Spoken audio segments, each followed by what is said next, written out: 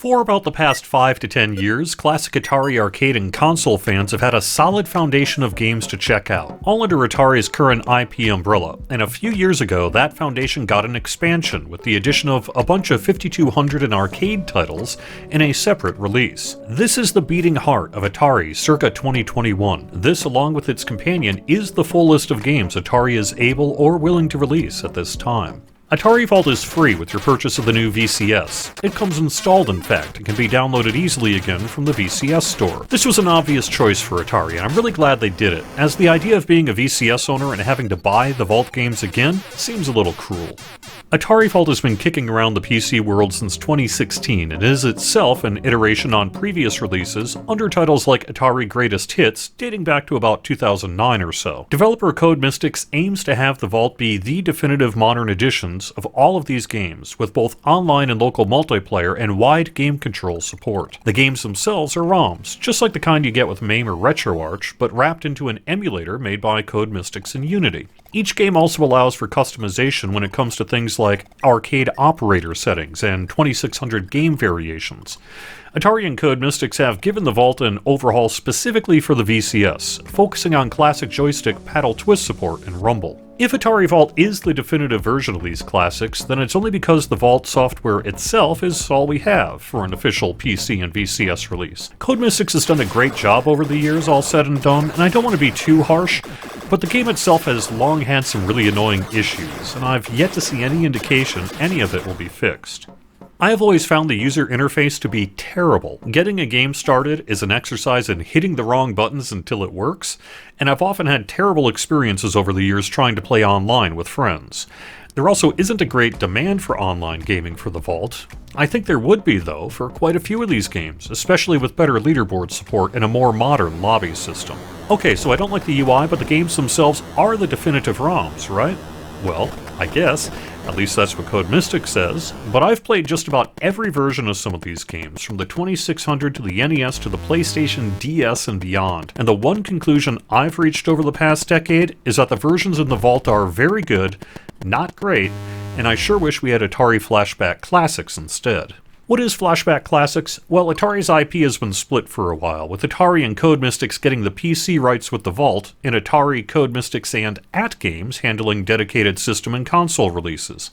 AtGames has done the terrible Pong Blast, for example, along with a flashback line of small 2600 likes that have filled store shelves for years. They also handle this same list of games for the PlayStation, Xbox, Switch, and elsewhere, and frankly their version feels better, runs smoother, sounds clearer, plays tighter, and has more options for things like touchscreen support and virtual trackballs. It also has great online multiplayer and an excellent leaderboard system. Additionally, I pick up a few subtle but significant gameplay differences between the two versions, and in general I find the Flashback Classics version to be better.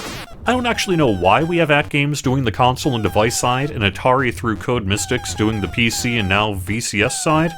I assume it has to do with legal licensing and contracts, but since CodeMystics gets a logo on both games along with Atari, surely there has to be a way to bring all of these together under one definitive title that gets the benefit of both and ditches the issues. I would love to see that happen. Atari Flashback Classics originally released with Volumes 1 and 2, which were the same as Volume 1 of the Vault. And then Flashback Classics got Volume 3, and the Vault brought it out as Volume 2. Makes sense, right? However, AtGames released all 3 volumes under one package for the Nintendo Switch and PlayStation Vita.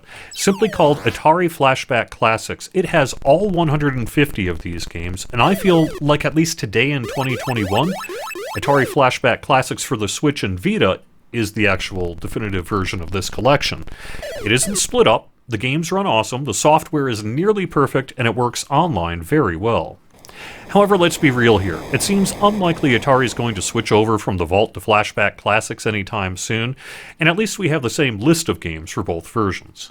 Let me take a minute to talk about the paddle games on the Vault in particular. They were updated to make use of the classic joystick's killer twist functionality, and for the most part, it's the modern paddle controller I've been wanting for decades.